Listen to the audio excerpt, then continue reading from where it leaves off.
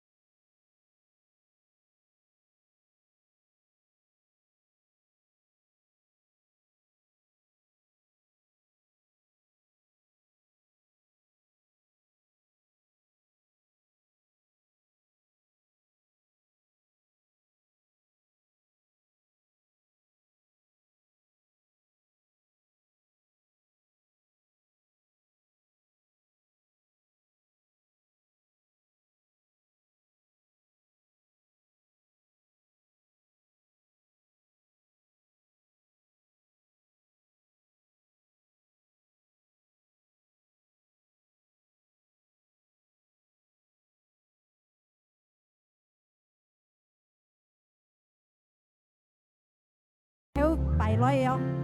後年來誒，要啊，要介紹。哈利路亞，弟兄姊妹咩撇沙，弟兄姊妹，所以耶穌嘅裡面，自家要得愛，阿門。哈利路亞，自家嚟介紹本耶穌上帝，自家嚟禱告。哈利路亞，感謝你主耶穌上帝，我哋撒要渴慕嘅心裏對你主耶穌上帝，見下照我哋撒相信我哋撒要得善者，要得一個愛，要得一個恩典，我哋撒感謝你主耶穌上帝，我哋撒嚟見拜你，嚟宗教你，自家嚟講哈利路亞。我是我主耶穌上帝，我哋嚟講三遍哈利路亞，哈利路亞，哈利路亞，哈利路亞。準備好嗎？自家準備上帝，係準備好啲，自家係用尖線嚟準備，阿門。哈利路亞。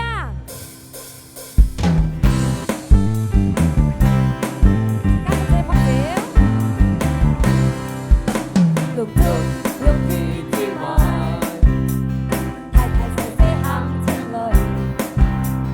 愛見大家數計劃，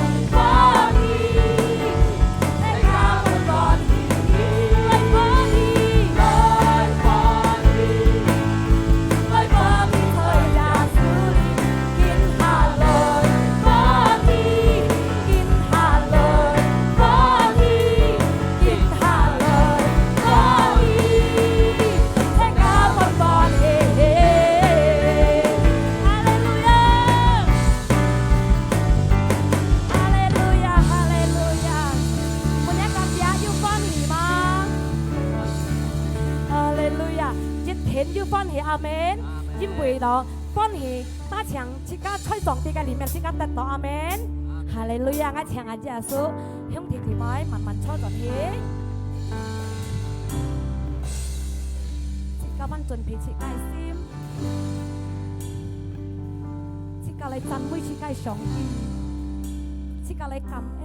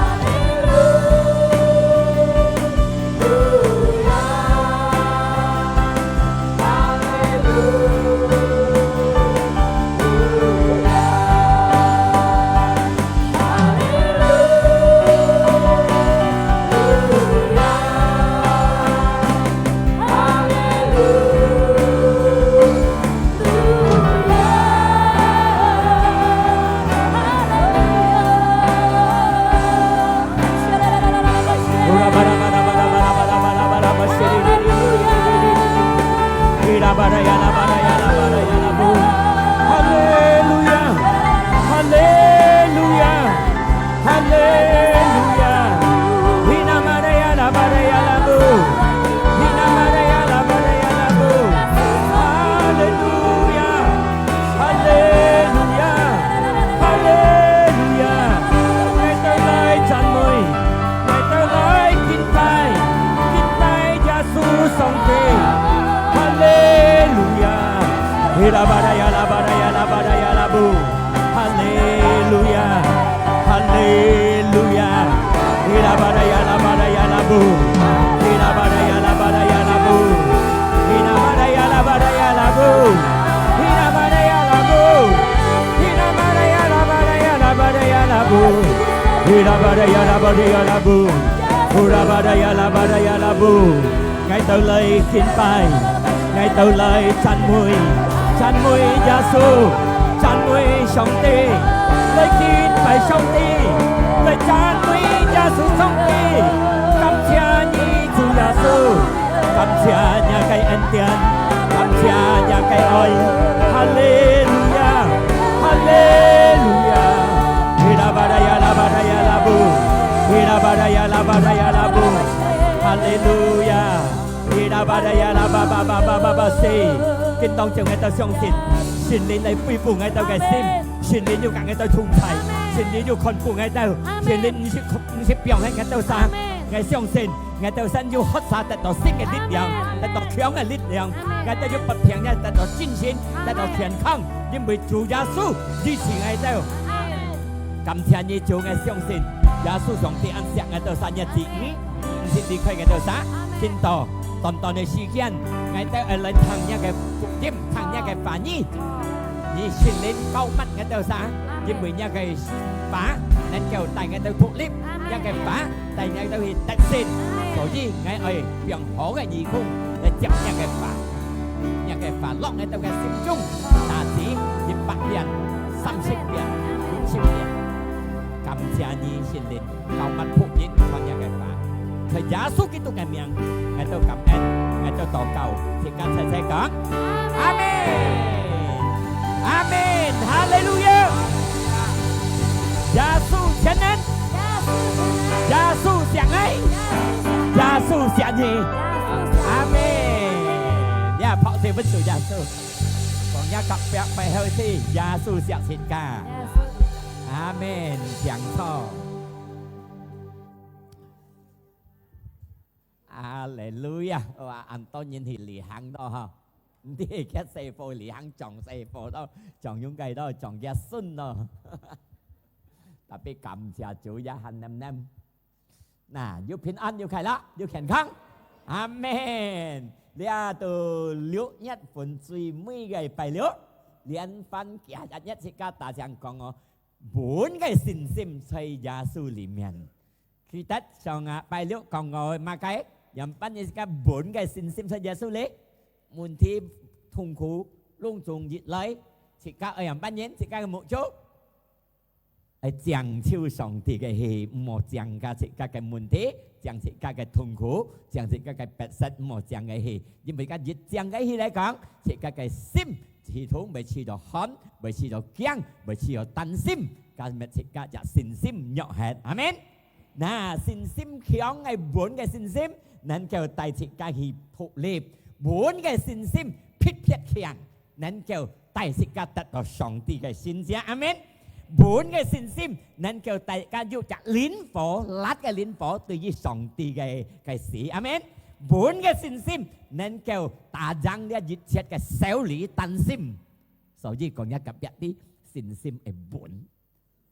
Tan sim tụi chèo hết. Amen. Nah, nhà xin sim 4, tan sim từ lấy từ nhà cái sim chung, tan sim lấy từ nhà cái sim chung, mình ý xử lý cái con mình sẽ kiêng ai講thì càng有先信上帝嘅反應，變成上帝唔合意，阿門。所以是個信心係變本係變強來，人班人後變強變本，按入拜了講我第一就係母主，請下係掌手上帝嘅氣，因為佢做了一切問題家。ลุงจุงสิกาโมขอนนั้นโซ่โมขอนนั้นตั้มไหมกี่ตั้มเดี๋ยวปุ่นสิกาชุนต่อมากันนะสิกาอยู่ปุ่นสิตั้มปุ่นสิโซ่กันสิกาเลยโซ่กี่กันจะทงใส่ใต้สิกาหิตเส้นเพราะเสียวปุ่นสิกากันจุยาสุอาเมนน่ะกินต่อสิกาเขายามปั้นยินสิกาเลยห้องบุญกันสินซิมดิฮะไอ้มาไอ้ห้องบุญไอ้สินซิมะเพราะเสียวปุ่นสิกากันจุยาสุน่ะห้องบุญกันสินซิมสิกาตัว用สิกา嘅法嚟去講，講出好嘅法，สิกา嘅信心能夠滿，能夠強，能夠硬，所以สิกา嘅法講落好嘅法嚟，唔好講落間唔好嘅法，阿們，因為信心從耳孔啲騰來嘅，騰基督嘅法。所以สิกา嘅法講到上帝嘅法，講到福音，講到上帝嘅反應，又幫助สิกา嘅信心強。係สิกา多講緊唔強嘅法，唔好嘅法，始終咪สิกา信心弱，係冇นะ？嗱，第一就係講到สิกา起出สิกา嘅信心，從สิกา嘅求法裏出，所以สิกา嘅法應該講係係幫白色嘅講。先至最後講出嘅法要作用嘅咯，嗱，所以切家唔好前提出切家嘅求法，切家嘅自悟自信唔好講唔好用，唔好啊，家見生冇用啊，係冇嗱，切家嘅求唔好用講切家嘅自悟自信啊，呢一類咪應嘅人啦，而家唔知你們係啥了，而家係你人啦，應啲肯會咪應嘅，嚟晒又啲喎嗱。唔好好好講自家嘅法，因為自家嘅法能夠帶自家去前進，自家嘅法講出能夠帶自家去得勝，自家嘅法講出能夠伴自家進行。所以自家要生得吞啊痛，腰骨痛，腳韌，唔好講睇到香我腳軟咯，家正宗淡白韌淡白香，自家嘅腳咪痛講哇我腳要裂行。เข้าจอนเลยอาเมนตุยจอนเลยหมอเจ้าแกเห็นสิได้หังฟันจอนเลยทีนี้เจ้าก็เห็นสิได้หังหมออันชุ่งตุยเม็ดเดียวก็ชุ่งที่ฟันจอนเลย講ไทยสีเม็ดสังเสสีเม็ดสังบูสีเพราะเสียวบนสองตีเห็นยัง講嗎ไทยสังเสไทยมุนทีเม็ดสังเสมุนทีเสสังเสเสมุนทีเสสังเสเม็ดกี้เปลี่ยนโมมุนทีเห็นยังอาจารย์อาเมนนะ所以講一及一啲即刻嘅橋狀呵呵羅馬書17อันยังเงิน講到然後呢個信心都從堂裏來對堂基督嘅法所以是個多堂呢三回來嘅法ไม่ใช่個寒ไม่ใช่個僵ไม่ใช่個笑ไม่ใช่個久แม้ที่กาสินสิมยอฮัน講多ทาง是非กาสิกาไม่เปลี่ยน是非人講要夾แปะติมอน多ทาง是非多ทาง是非กาสิกาเปลี่ยนสัง講是非係咪นะสิกาไอ้多ทาง基督嘅法基督嘅法要提能但สิกาหิตเส้น二哥林陀10，二哥林陀4，13，二哥林陀2哥林多4，13，但係我要練嘅信心越強嘅2哥林多4，13，但係我要嘅練嘅信心越強嘅寫出經書，我相信。因為到我講法，格嚟沙熱養，格埋人熱養，一意思嚟講落呢啲，但係我要信心格練熱養。當然講呢經書裏寫出幫俾呢個先知，按到努，按到摩西，按到以利亞，按到大衛呢班人嘅信心。意思呢保羅講我嘅信心格我嘅練，格去到熱養。見當就是個上帝嘅人啦，是個嘅靈，是個嘅信心，格佢都熱養，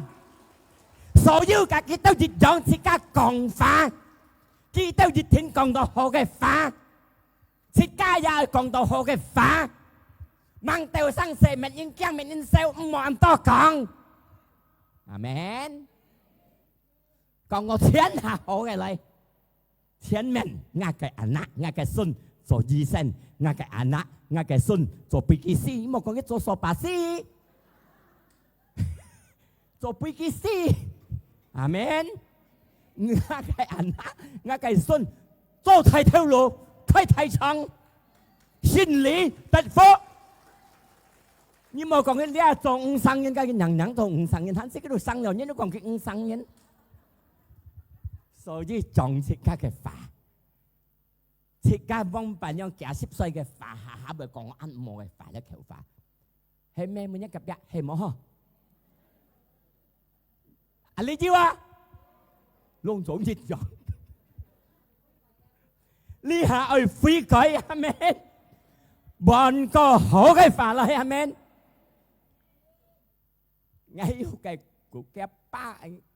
cái xe cái anh á còn như hắn nhất thái lệ cho mày ngay cho bùi kỳ sĩ cái ba cho số bài sĩ đâu nè nhàng cho số bài sĩ đâu hay số cái lù ý思係講nhiều số theo lù所以係好自家嘅法唔好亂講amen人家檢查要實踐嘅佢講重量theo數日頭用人寫花數，日頭咧唔得咪數，不過一數花又生長長嘅。日頭佢度每朝先講荷花本日頭數，日計佢度點每日照產本日頭數，結果日頭數生得長長，日頭數就緊，但係呢每日佢照產嘅，日頭每日佢祝福嘅，所以自家嘅法我好好嚟講，阿門。班下嘅，寫家班下嘅。係講好法，阿門。嗱，你保羅講我要熱漲嘅靈格，熱漲嘅信心格，佢都熱漲，見當照自家呢操行，一格佢都熱漲，我講出好嘅法，自家就相信耶穌基督，講我熱漲嘅法，講我好嘅法。你弱嘅講我見下強，阿門。你叫嘅講我見下要開心快樂，係啥要叫我你嚇？反正嚟講，我開心，我快樂，我歡喜。要電腦衝他們，我舒服。阿門。要快起來，透過耶穌嘅變相，我至得到一切身體健康。哈利路亞。係因為阿列睇到佢條路，冇講緊，講阿有列自己冇路，但係在耶穌基督時常要如何出，要得勝嘅路。一個自信做到五線，唔好講佢嚇，你向我做五線啊，冇路啊，做冇路啊，唔好咁講。在耶穌基督，一天要真理嘅路，要得勝嘅路，要成功嘅路，要利息嘅路。因為你時間未啲，聽我按多福音，幫擺啲埃及人摩沙帶出嚟講，左片、右片，隆中沙漠，背後，啲埃及嘅邊堆嚟面前睇海。冇路，四山冇路，但係蛋糕還有條路，一個蛋糕棍卡向，一打炮，一睇海邊有路，在耶穌基督冇有講冇路。阿門。所以是個上帝嘅兒女，一天有路，冇講冇路。阿門。你叫佢講我要歡喜要快樂，記得冇講ăn cua、ăn xèo、ăn飯哦。淡白飯、淡白粥、淡白菇膠，阿門，阿門。因為自己要跌滿嘅信心，你哋看住咧馬太福音17:20，馬太17:20，要跌信心你是看啊？因為當我講你啲耶穌講，實際你要越跌嘅信心像啲催眠體。你更加動啲，都講緊，叫咩叫使啊動緊，更加動啲，呀，有看是分印尼冇啦，嗱，你有能講，加動啲，使劈騰會氣，加動使手，有啲是加都講，咩含你去使。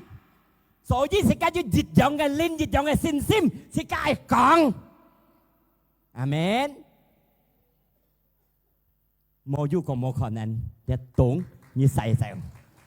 阿山你講，你係你要乜嘅問題你要懂人睇，一個痛苦你要懂人睇，一腳受了你要懂人睇，都講嘅細細嘅，煩惱決心受理細細，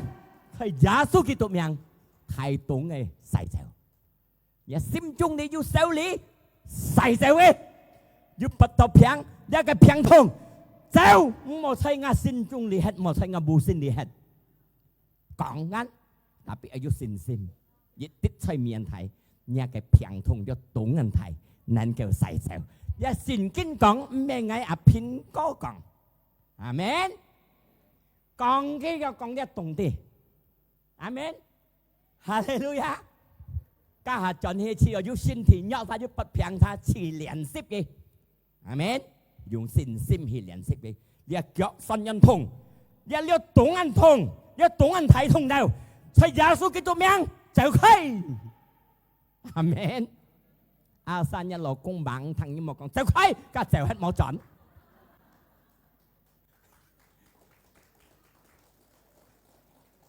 你很傻嘅，很晒人嘅，喺度派頭鬥攞，你都冇用對啊，家對就係。你孤單單，我入冇啦子都難，如果用女含言係冇啦。但係上帝嘅釋放唔是講馬計，上帝能夠紀念分切家，阿門。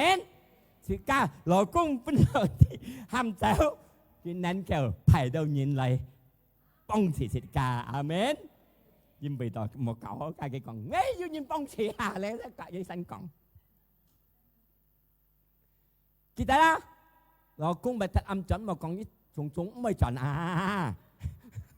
cả ngày tung tin nhỉ, nhỉ lại có phiên con là老公mới chuẩn, nhỉ còn cái hàm cái mới chuẩn đó, Hallelujah, nè, dàn ban nhân liền hòng thì các phu thì các sinh sinh buồn á, thì giết tôi hay dùng chúng thì các cái kẹo phá lý còn nếu còn thì nhỉ đấy còn, ở du hàng thùng ayo jinni pun ayo bertindak ayo hasil he mau ta chẳng xin sim kêu ta chẳng con như mau hăng thùng tâm hay ngay và nhóm những con Jacobus như gì con Jacobus nhí hiệp được ngã cọ su nhí hiệp được wow nặng hả因為到無信無靈就係死，無信道理係無靈呢度等於死少，死一個死少，冇啦，係個人呢本買一，按冇聽啊，有啲兄弟姊妹呢啲冇呢無信道理要靈，嗱，睇樣式家係要耶穌咗，咩大將無信呢人呢啲嘛，要靈呢度啊。係有無信無靈，你等於死hết，信心無行動，等於死hết嘅信心。分明，嚟殺分明才開笑。哇，很要猛分明嘅嚇。齊齊講一講，信心無行動，等於死hết嘅。阿門。有啲時間信心要行動，人不應講到呢。你也切家嘅勞工忙堂，點點就冇盡，點點疾病，點點騎神，切家做輔導人咱咪禱告咯，冇大聲講我要信心，我禱告主呀，我要信心，我勞工熱天悔改，我要行動，有乜行動？禱告，落見到，切頭開下氣，主呀穌我救出半嘢。ngay còn lúc trong chung chỉ mấy thằng hay còn nhất lò cũng bằng thằng như con này nhất lò phó buộc khác cái hắn nhâm ABC từ Z phà hay cái hắn nhâm như con cái mô nhâm nữa mà đi cái tiêm mà lọ kén tủ nhau như nào như hương ngọ như mình mà cái ná cái hang thùng nhau cái tò cầu leo cái hà siêu leo lấy từ sòng từ cái miền thiên xin mét leo chủ gia sư ngài cái chồng phu ngài cầu phun nhé an bằng thằng chăm chăm kỳ biang cầu phu phun nhé ngài nhìn nhiều cái biên kia nà nhỉ phu không nhỉ chỉ tiền cái biên hết chúa hè tàn hè tự nhiên nhau nghiên tạo cầu thì cách cho lò phao cho phụ thọ nhân ra ở chuẩn bị chẳng thì các cái sim amen các song ti ya cái biên cái tay cho tay cái khi fit cái bị sầu xin à tại cái phía bị sầu với mẹ tại cái trần nhân thằng cái dùng cái xin à còn nhớ gặp bạn thì ở chuẩn bị chẳng phải ta chứ đó gì xin liền như tàu cầu với nhà lỗ cung à như song ti cái biên nhà lỗ cung à song ti vẫn suy họ mẹ còn cái biên cái mới như lời xin thằng tại bác cái xin kính chú họ cả bài dịch bài nhị bài xăm bài xì dũng kỳ tên luôn song ti vẫn suy họ nàyยึดหาไก่เพี้ยนที่กำที่ต่างก็ขี้เห็นก่อนคออ่ะ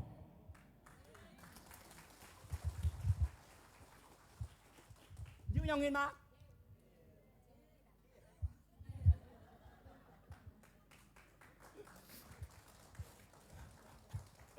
所以講一個時間做羅婆嘅心係準備人，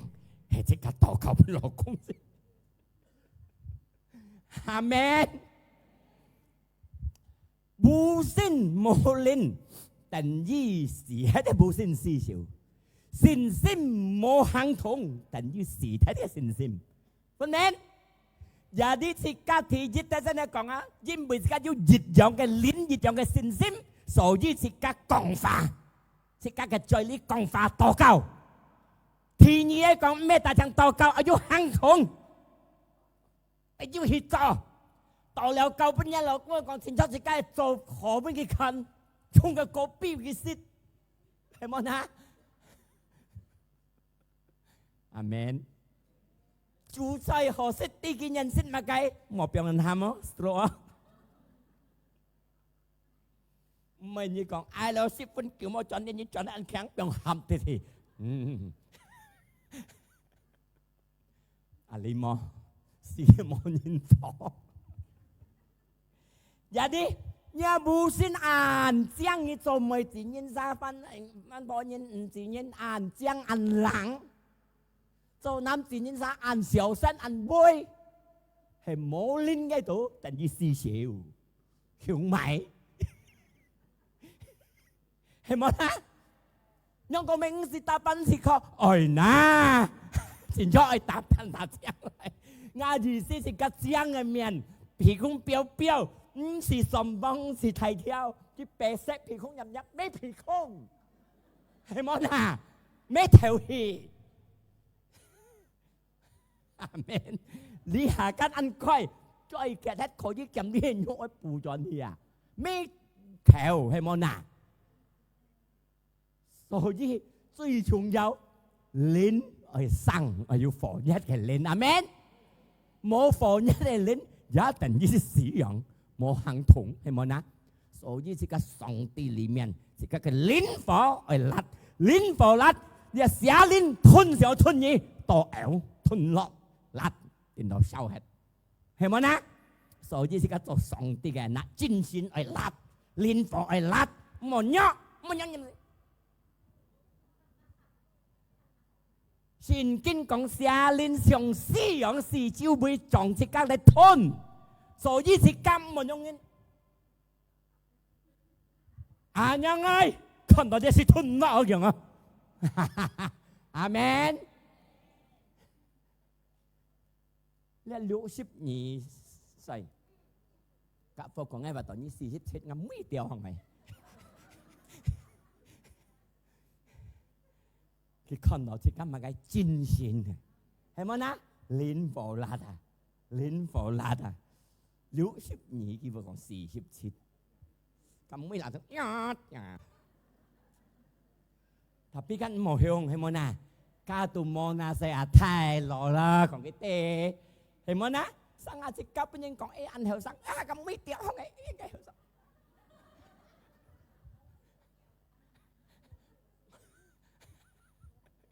Này, thì cái信心而要用行動嘅，意思係要做。而要去用功，去行同嘅信心就有生，睇身要講法禱告，唔夠肯係要行同，阿們。透過自己嘅行同，我相信嘅信心變千萬，信者能夠來，福氣能夠來，歡喜快樂能夠衝人來，阿們。你係記得在聖經度25年、12年拍攝42公轉25河，前2馬嘅累到2條超，但係冇個好聖經度講。要熱是耶穌大家嘅勸家嘅國，家嘅信心你道理講清楚，佢聽我耶穌依按多做先者咯，家嘅信心你啲行，生嘅命度嘅跑，我嘅平達得好，佢係冇氣，佢但信心用緊但講，有好冇呢？當然唔有，我但信心佢唔咁氣，不平嘅人垃圾唔好變到嘅，佢驚。將人罵，將人對，將人送，你知不平嘅黑咗，嘅信心嘅行，生嘅命度有數嘅跑，我嘅平好，佢唔夠大聲用講法，佢係氣，係穿過氣，咁命也數嘅跑，反正人當然難人，佢咁命氣，熱下命也數嘅前人嘅體能，講下平好係，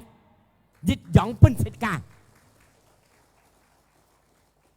日用本事家里人，你不到咪平係咪嘅平？咁來到耶穌嘅面前，瞄耶穌嘅心，耶穌嘅心者講下半夜，出係即刻生下，日安好到得啦痛啊！他จะไปเลือกไรทีแล้วแม่ม้า本身是講ท่านอย่างไรไปเลือกบุคคาอย่าเอาไปจิ้นสินไรมองมันกันยอกฮัดโทหาเฮเปียงจิ้นสินไรลอดแต่โทษบนไรไปจูกองฟ้างากระทันนาหองากระฮอดยอกเจ้าเฮ็ดอาเมนอันยองยังชานี่มันยังกับแบบตีนี้ฟันเมนมาอย่างฟันเมนอ่ะฟันเมนก็เยอะกองกาเปลี่ยนอาเมนอย่าที่ยุ่งจับต่อมาจับต่อพอเสียวเป็นสุยาสุว้าบัดที่ยุ่งจับต่อกำเสียจูอาเมนยุ่งแกหัวเสียวสิหาจะไปเลี้ยวให้กองก้ายุ่งแกอ่างกุดยุ่งเลยแต้วสิกายุ่งสินสันกองยังกับยัดที่ไอ้กีเต็ดเลยอ่ะ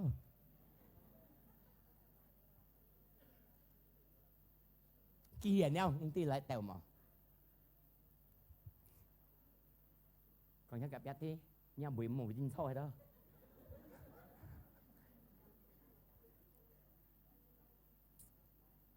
thì xăm phùa mà nhìn hong thì các cái xin sim bốn đi phá xích phân nặng còn thể sân cha tủ cả nhà cái ngó trẻ còn ăn còn chuồn cha mình nặng lúc cần bị kỳ lần cả mình nào ăn bị kỳ lần han ăn còn để hạ ngay意思是家愛信心本啊啲，冇本啲社會譬如是家嘅思想、人格、啲上帝嘅反應，是家那控制嘅，那打輸嘅，那卡嘅，樣咪分別啊！因為有啲唔難玩，作本嚟冇本啲思想行，是家單晒思想欠乜嘅，唔難玩，唔難碌緊，冇本啲思想行。不上帝嘅法嚟行，不上帝嘅法嚟控制，冇不只個單晒思想嚟控制，不上帝嘅思想嚟控制，只個單晒那 keep 事嘅，mình nào ăn mình nặngกันmột cái phẳng，只個真係本嘅信心，但係呢，因為只個單晒思想咪咪只個反咪只個笑咪只個叫。mang padahal kalian mereka sangse mang phát jika cái思想上到冇人向上到唔知道向冇人快上到唔知道快因為個思想十分快係冇呢我講先啊你錯人嘅你個思想上哎喲我當然要嘞你跟啲特別上帝啲กัน你錯人我神靈啲บุคคลอยู่人มันอยู่ตาลิ好冇自家思想咪走去緊，我順啲手離行啲，其實準。係啊，自家思想咪走去緊，所以自家作滿檢視嘅，本上帝嘅思想嚟衝落去，唔好俾自家嘅思想反向去。自家嘅思想，哎呦不到睇得到，哎呦睇到，哎呦心腸啊，一家家把得好。你係就上帝嘅法，本上帝嘅法嚟控制，在耶穌基督嘅法，在耶穌嘅邊上，我切嚟平通，好hết。自家嘅思想十分恐怖。阿爸嘅勵志嘅思想，好過垃圾，係冇呢？但係自家terjemahkan自家想啊。勵志呢？每次人當得嚟，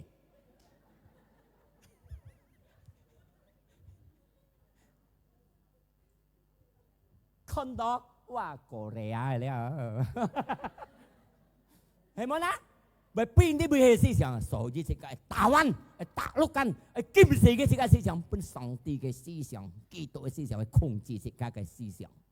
自家嘅信心真係滿，因為自家單殺手女嘅思想，自家單殺女嘅思想，思想咪自家信心弱，咪自家信心唔強，就信心弱，信心唔強，自家變成驚，自家驚嚟講，變咗自家唔相信上帝嘅話語，唔相信上帝嘅話語嚟講，表示自家上帝唔合意，係冇呢？嚟自呢啲思想，按老十先講過先前時哦，前使係按拍樣啊，係啲啲係唔明錯。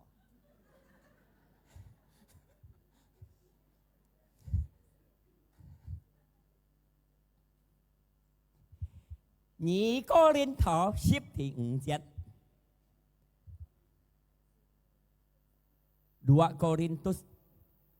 第5節。我都啥哦，你睇到啊，講過呢，乜嘢思想控制啲思想係嘛？啊，難解釋因為冇本事啊，啲咪如呢個強解釋嘛，當然唔係。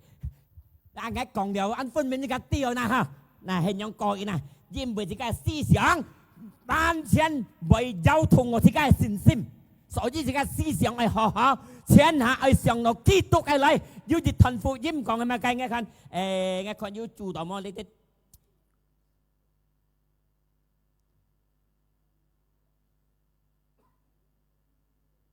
mau judo ah.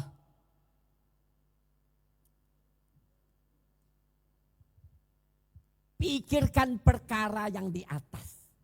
Siang tangko kanya siang, siang song tigai. Jika siang kitu kai, jauh kitu siang siang, met jika ke sin ten kakyang. Amen. So jika 唔好用自家嘅思想嚟幫佢睇過上帝嘅思想，所以充滿咗自家你哋意思上帝嘅福音，去高過自家嘅思想，上帝嘅反應，去高過自家嘅思想，一嘅反應去控制自家嘅思想，自家嘅思想唔好乜嘢攞，因為自家嘅思想十分廢，十分垃圾，十分會走嚟走去，所以要基督嘅法嚟控制自家嘅思想。所以自家要煩惱要修理，第一自家幫持自家，要開心快樂，要開心快樂，自家嘅煩惱修理，自同佢咪肉吃，咪就係，多開心快樂，阿們，多開心快樂，能夠幫持自家。然後嚟講，自家嚟到上帝嘅面前，多禱告及感恩嘅上帝，自家嘅求理出，所以自家嘅求細聲講，唔好講我唔好嘅話，多數講我好嘅話，榮耀主感恩嘅話嚟榮耀主，阿們，哈利路亞。腓立比4第6，你看隔跌嚟。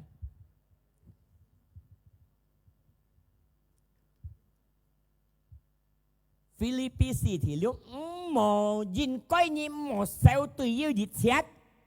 但係顯出你心中對你愛嘅在你嘅禱告你求上帝嘅，隔你求係多多判斷出感恩，所以自家嚟禱告嚟感恩嘅上帝，有咩走呢個手裏擔心，在心中度裏的，係你心中的冇多感恩，冇多禱告，呢個手裏擔心將控制全下呢個心中，即刻冇被控制，第二真係多開心快樂，第二多禱告，多感恩，第三嚟講即係乜嘅？攏總上到好嘅，呢個菲律賓用嘅4第8嚟講。攏總好嘅，攏總對嘅，攏總上等嘅，攏總公平嘅，攏總甜嘅，攏總好聽嘅，咁冇聽嘅冇得上，攏總上個好聽嘅嚟，你係上哎喲做不平嘅好聽啊，冇聽緊，哎喲都是未平未靈啲嘛嘅不切好聽啊，冇聽緊，咁冇得講，阿們，攏總講個好聽嘅，你睇菲律賓4第8間。Semua yang sedap didengar an hotang ni an健康ni an 快樂ni an 精神ni an 好咁攏仲好聽緊寫愛聽咧即個兒童阿們攏仲好聽嘅佢講攏仲是講咧即個律即係律一攏仲好嘅錢係好嘅個快嘅唔係律錢面忙發生忙要發生生嘅唔冇律就安簽但係人都係簽慢慢嚟，自家心中裏邊嘅開心快樂，嚟到上帝面前禱告感恩，然後自家攏仲講個好嘅，過了最尾就該快去做，攏仲一聽了嘅就該去做。你是看嘅第9節，行上嘅節，攏仲一聽了，你學了，你得到嘅，嗱，你聽了嘅就該去做嘅。從今下攏仲自家聽了緊，接到了緊。就該去做嘅，講好好嘅話，聽好好嘅話，阿們，信心我要行同正生，哈利路亞，嗱，破小本主耶穌，我唱求佢上嚟，哈利路亞，記得嗎？人班人係自己嘅信心。講法呢，阿們。第二咧講要行同嘅信心，要去行，要用功去。第三咧講自己係控制自己嘅思想，係 keep 住自己當下嘅思想，唔好去行，要基督嘅思想去控制自己，阿們。嗱，然後自己去多多開心快樂，去禱告，嚟自己企上嚟，自己嚟讚美主。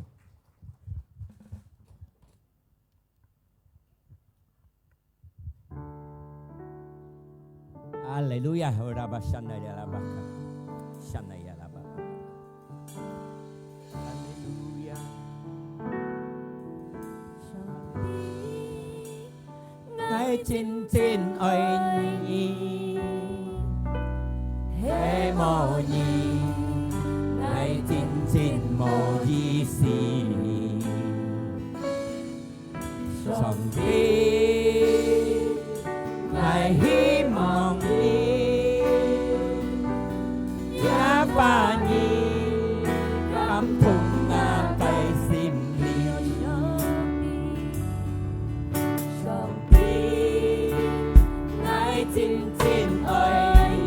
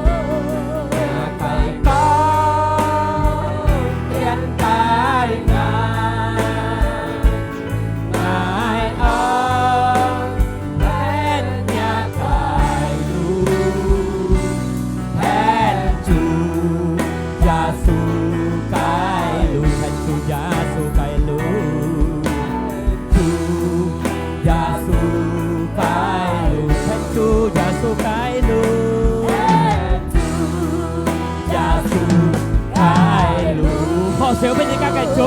睇主耶穌嘅路，喺禱告嘅路中央姊妹，聽了呢個福音，聽了上帝嘅話經當照，你自己嘅信心，從自己嘅求法呢邊，學出自己嘅求法，自己自己本嘅信心，自己嘅信心要行同，要講法，要行同，自己嘅信心像生像本，然後自己要控制自己嘅思想，切自己嘅思想。基督嘅法嚟控制自己嘅思想，熱天自己特性，熱天自己順利，然後自己要開心快樂，自己要感恩要禱告，攏總上到好嘅禮，然後自己就上帝嘅大氣行，攏總自己得到上帝嘅恩典。喺禱告嘅攏總用啲咪，要先平安嘅，唔先不平嘅，嗱俾乜嘅平通嘅好，在耶穌嘅邊上，耶穌基督嘅名，攏總嘅身體得到醫治。得到舒服，得到健康，奉耶穌基督嘅名，天天發生。感謝你，耶穌，隆重嘅禱撒講，阿門。好，謝恩主耶穌。嗱，好在你自己嚟聽呢個報告。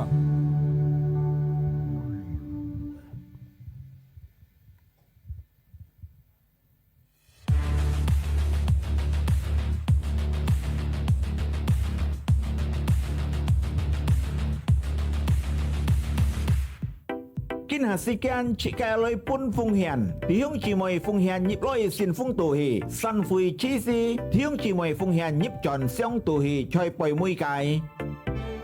客家聚會每日拜六4點，青年少年聚會每日拜六6點半暗布頭。設計先堂禮拜日有兩輪聚會，第一堂9點，第二堂6點暗布頭。上帝祝福係車家。嗱，破小本做耶穌，都做得到上帝嘅恩典。嗱，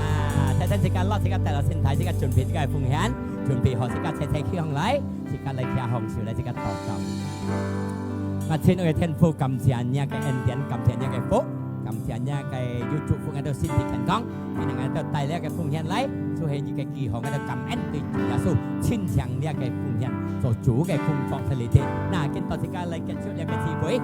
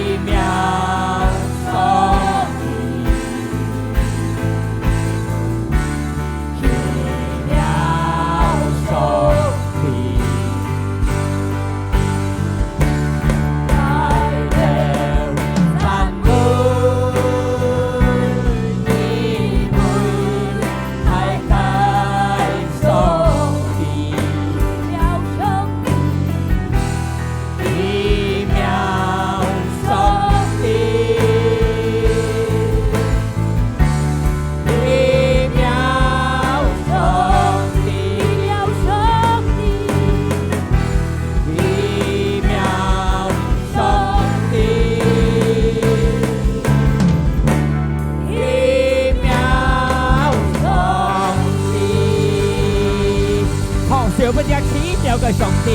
最大能嘅上帝，能夠做先急呢個上帝。感謝你先令要見到呢個智慧，從頭到尾，今日當我到呢個非洲，隆重為盡我哋個不怕，我相信先令要大量要祝福我哋路途盡嘅不怕平平安安。隆重向弟兄們們，大家開紅送潮禮，大家嚟接上帝嘅平安，一個健康，一個快樂，充滿落自己嘅心中。耶穌基督實踐家嘅獻出俾自己看，佢死復活，為了自己每則相信其實得到永遠嘅生命。神靈唔是離開個兄弟姊妹，時常呢個同在，帶自己係得勝嘅路。在耶穌基督嘅名，自己感恩，自己禱告，接到晒細細嚟講，阿門。嗱，隆重兄弟姊妹，上帝祝福大家，自己坐在你希望。